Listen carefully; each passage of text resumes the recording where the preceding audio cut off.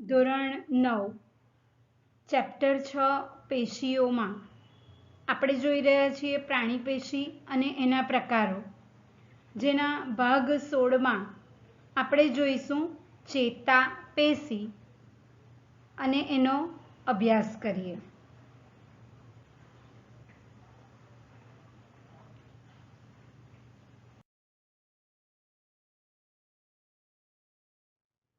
સૌથી પહેલાં ફરીથી આપણે ચાર્ટ જોઈ લઈએ. આપણે પ્રાણી પેશીના 4 પ્રકાર પાડ્યા: અધિચ્છદ પેશી, ઘણી ડિટેલમાં જોઈ સંયોજક પેશી, સ્નાયુ પેશી અને એના પ્રકારની ચર્ચા કરી.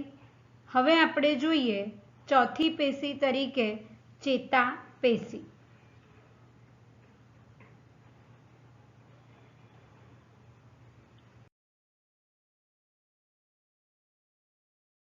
સૌથી પહેલા તો ચેતાપેશી કાર્ય શું કરે છે? તો સામાન્ય રીતે આપણા શરીરના મુખ્ય જે 5 સંવેદના ગ્રાહી અંગો છે: આંખ કે જે જોવાનું કામ કરે, કાન સાંભળવાનું કામ કરે, ત્વચા પર્યાવરણના અનુભવો એટલે કે ગરમ છે, ઠંડુ છે વગેરે વગેરે મેળવવાનું કાર્ય કરે. એ જ પ્રકારે જીભ તો સ્વાદ પારખવાનું કાર્ય કરે. આ જ રીતે શરીરના આ જે ગ્રાહી અંગો છે એ ગ્રાહી અંગો, જેમાં નંબર 5 નાક કે જે ગંધ પારખવાનું કાર્ય કરે, એટલે આંખ, કાન, નાક, જીભ અને ત્વચા. આ 5 આપણા ગ્રાહી અંગો છે કે જે વિવિધ પ્રકારના ઉર્મી વેગ સંદેશાઓ પર્યાવરણમાંથી ગ્રહણ કરે અને એને મગજ સુધી મોકલાવવામાં આવે. તો એ મગજ સુધી મોકલવા માટે એક ચોક્કસ પ્રકારનો ઇલેક્ટ્રિક મેસેજ, વિદ્યુત સંદેશો વહન થાય છે અને એ વિદ્યુત સંદેશાઓનું વહન કરે છે વિવિધ પ્રકારના ચેતાકોષો. ચેતાકોષોની લંબાઈ અને એમાં કાર્ય એના અલગ અલગ પ્રકારના જોવા મળે છે. સામાન્ય રીતે જે ચેતાકોષો છે આપણે જે જોવાના છીએ, એ ચેતાકોષો જેવો સંદેશો મગજ સુધી મોકલે એટલે મગજ એનું અર્થઘટન કરે. ફોર એક્ઝામ્પલ, એક હાથ ઉપર કોઈ કીટક એટલે કે મચ્છર કરડ્યું તમને, તો મગજ સુધી એ સંદેશો ચેતાકોષો લઈ જાય અને ત્યાર પછી મગજ એનું અર્થઘટન કરે કે હવે આ મચ્છરને ઉડાડવાનું છે, ત્યાં ખંજવાળ આવે છે, એણે જે પણ કંઈ એસિડ મૂક્યો છે એના કારણે. એટલે મગજ એ સંદેશો જે હાથ ઉપર મચ્છર બેઠું છે એને નહીં આપશે, બીજા હાથને આપશે, બીજા હાથના સ્નાયુઓને આપશે. આપણે ચર્ચા કરી છે સ્નાયુ પેશીની. એટલે એ સ્નાયુઓ સંકોચન શિથિલન કરી અને હાથ પર જે મચ્છર બેઠું છે એને ઉડાડશે. બીજું એક્ઝામ્પલ, ધારો કે આપણો હાથ કોઈક ગરમ વસ્તુ પર પડી જાય તો કંઈ મગજ બીજા હાથને સંદેશો નથી આપતું કે પેલો હાથ ત્યાંથી ઉચકી લે.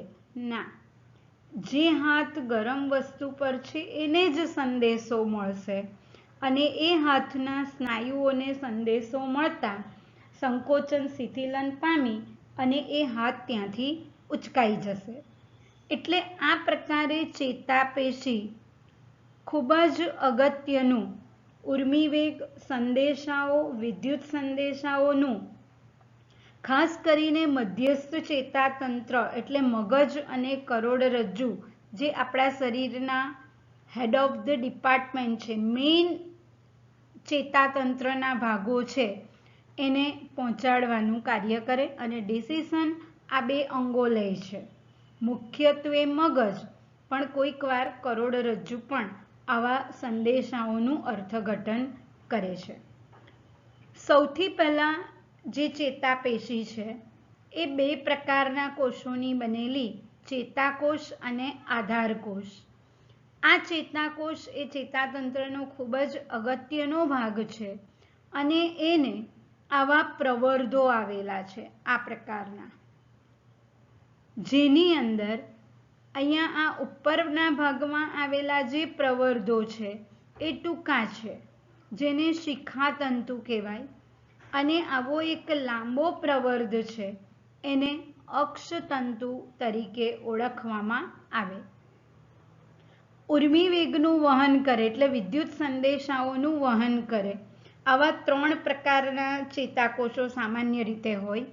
અમુક પ્રકારના ચેતાકોષો એવા હોય કે માત્ર અંગથી મગજ કે કરોડરજ્જુ સુધી જ સંદેશો લઈ જાય, એને સંવેદી ચેતાકોષ તરીકે ઓળખવામાં આવે. કેટલાક ચેતાકોષો એવા હોય કે માત્ર મગજથી કરોડરજ્જુ સુધી જ સંદેશો લાવવાનું કાર્ય કરે, અને કેટલાક ચેતાકોષો એવા હોય કે બંને પ્રકારનું 2 વે કાર્ય કરે, એને મિશ્ર ચેતાઓ તરીકે ઓળખવામાં આવે. જ્યારે આધારકોષોને ટૂંકા પ્રવર્ધો હોય જે ચેતાકોષોને આધાર અને રક્ષણ આપવાનું કાર્ય કરે. ચેતાકોષો માહિતી ગ્રહણ કરે એટલે આ જે બધા શિખાતંતુઓ છે એમાંથી માહિતી ગ્રહણ કરે. એક પછી એક ચેતાકોષો એકબીજા સાથે જોડાયેલા હોય છે, એનું એકીકરણ કરે, ભેગું કરે, વહન અને લાંબે સુધી એટલે છેક મગજ અને કરોડરજ્જુ સુધી એનું વહનનું કાર્ય કરે. હવે આપણે એની રચના ડિટેલમાં જોઈએ.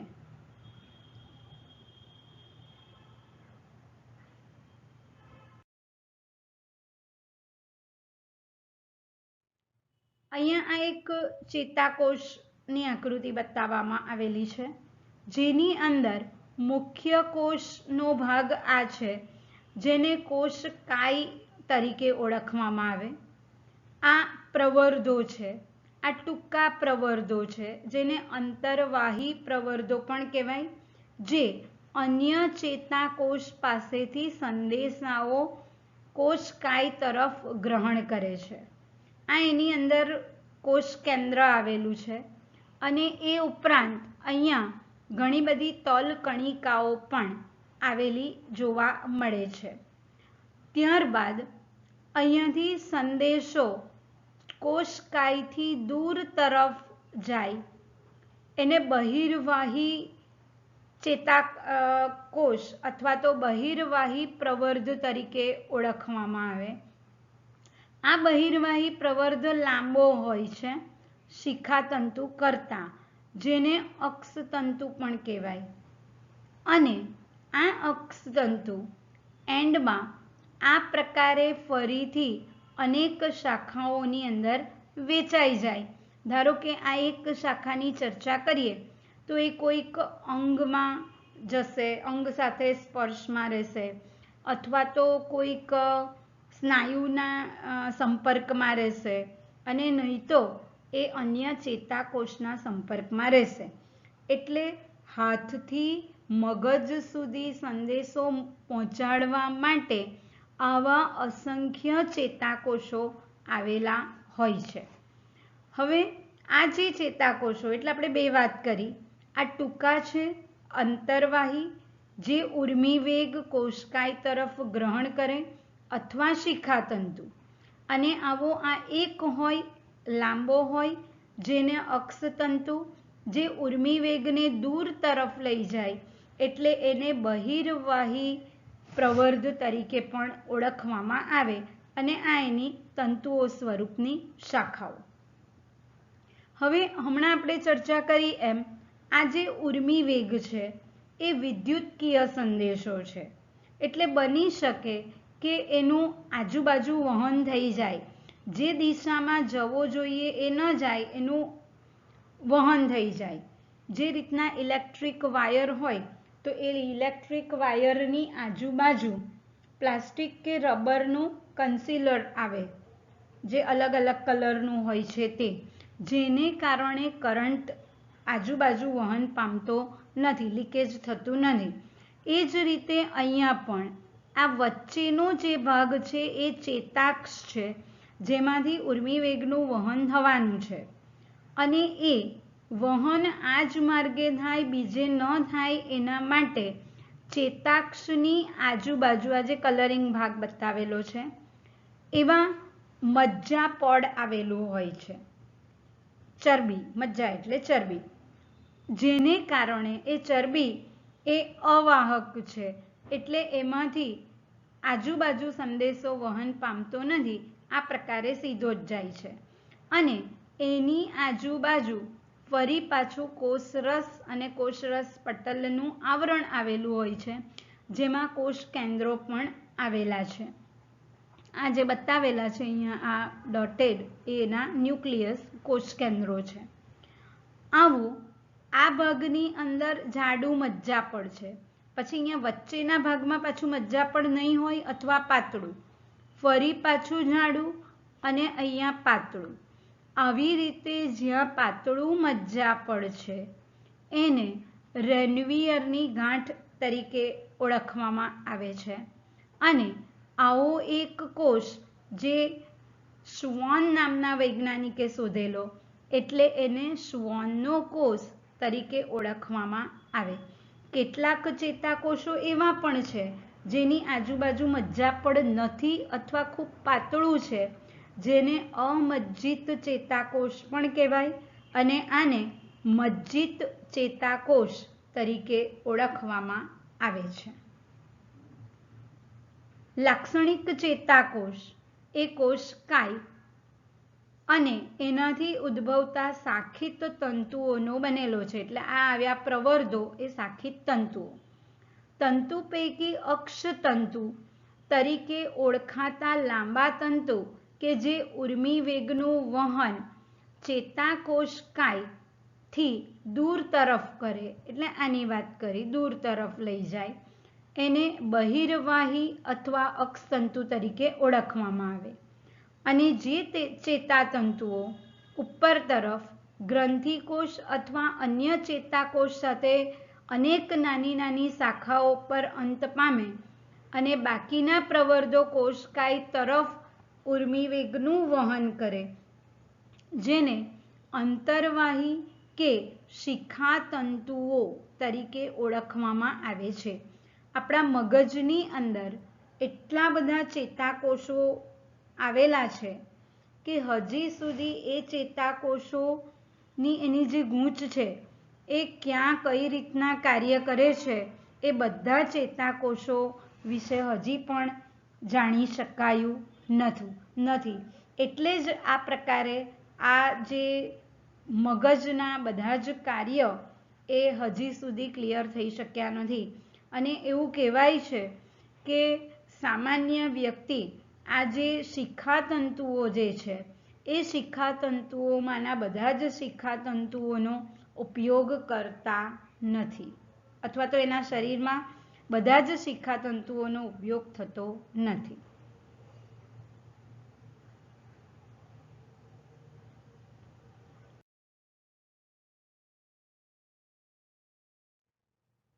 ચેતાકોષકાયનો કોષરસ મોટું અને ગોળાકાર કોષ કેન્દ્ર ધરાવે છે, અને એમાં એને ઘેરીને આવેલી ઘણી બધી નિઝલની કણિકાઓ આવેલી હોય છે.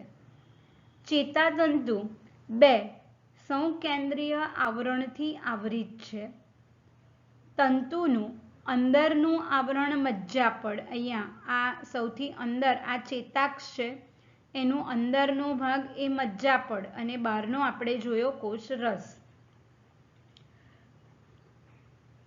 અને પારદર્શક કોષીય બાહ્ય આવરણ વડે ઢંકાયેલું છે, જેને ચેતા આવરણ કહેવાય. આ ડાર્ક પોર્શન બતાવેલો છે એ ચેતા આવરણ, અને અંદરનો લાઇટ પિંક પોર્શન છે એ મજ્જાપડ, અને વચ્ચેનો આખો ભાગ છે તે ચેતાક્ષ. આ આવરણની અંદર એટલે કે ચેતા આવરણની અંદર ચપટા પ્રસરેલા એકાકી શ્વાનના કોષોના આવરણથી બનેલું છે, એટલે આ આખો એક ભાગ એ શ્વાનનો કોષ. દરેક મજ્જાતંતુ એકાંતરિત નિયમિત આવતી રેનવીયર ગાંઠ દર્શાવે, એટલે જે ભાગની અંદર આ પ્રકારે મજ્જાપડ નથી અથવા ઓછું એને રેનવીયર ગાંઠ તરીકે ઓળખવામાં આવે. અક્ષતંતુના ચેતાંતો એટલે આ અક્ષતંતુ, આ એના ચેતાઓનો અંતિમ ભાગ એટલે ચેતાંતો.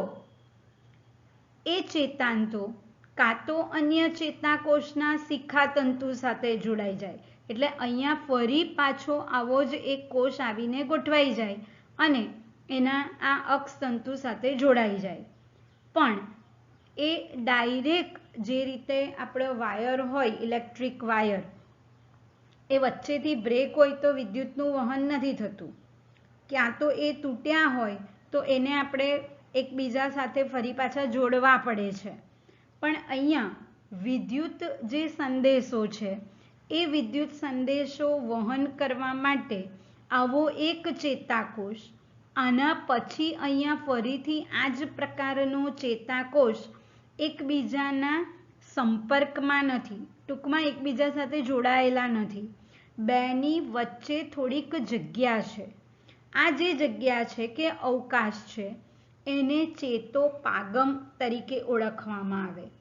તો પ્રશ્ન થાય કે વિદ્યુત સંદેશો છે અહીંયાથી ધારો કે મેળવાયો, અહીંયાથી વહન પામ્યો, અહીંયા સુધી ગયો, તો બીજા ચેતાકોષ સુધી કેવી રીતે જશે? એકબીજાના સંપર્કમાં નથી તો આ જે ચેતાનો અંતિમ ભાગ જે છે એ એક ચેતા પ્રેષક અથવા તો એક અંતઃસ્રાવ છે, એસિટાઇલ કોલાઇન, એનો સ્રાવ કરે અને એના દ્વારા એ ન્યુરોટ્રાન્સમીટર તરીકે ઓળખાય અને એના દ્વારા ઉર્મિવેગ એક ચેતાકોષથી બીજા ચેતાકોષ સુધી વહન પામે છે. એટલે અક્ષતંતુના ચેતાંતો એ અન્ય ચેતાકોષના શિખાતંતુના ચેતાંતો સાથે સીધા સંપર્કમાં હોતા નથી, એમની વચ્ચેના અવકાશને ચેતોપાગમ કહેવામાં આવે છે. તમારા બે હાથ એકબીજાની સામસામે એકબીજાની ઉપર નીચે ગોઠવો તો તરત જ આ પ્રકારની રચના બનશે. આ આપણો એક હાથ, એની આ આંગળીઓ માની લો, આ પંજાનો ભાગ અને આ આપણો હાથનો ભાગ, અને એની નીચે અહીંયા બીજો હાથ મૂકો તો આ પ્રકારની રચના તરત બની જશે, ખ્યાલ આવી જ જાય તરત. ઉર્મિવેગ એ બે ચેતાકોષોની વચ્ચે ચેતોપાગમ દ્વારા એસિટાઇલ કોલાઇન નામનો અંતઃસ્રાવ દ્વારા વહન પામે છે, જેને ન્યુરોટ્રાન્સમીટર તરીકે ઓળખવામાં આવે. ચેતાકોષ એટલે એને ન્યુરોન્સ કહેવામાં આવે અને એમાંથી નીકળતો આ પ્રકારનો અંતઃસ્રાવ જે ઉર્મિવેગના વહનમાં મદદ થાય એટલે એ ન્યુરોટ્રાન્સમીટર.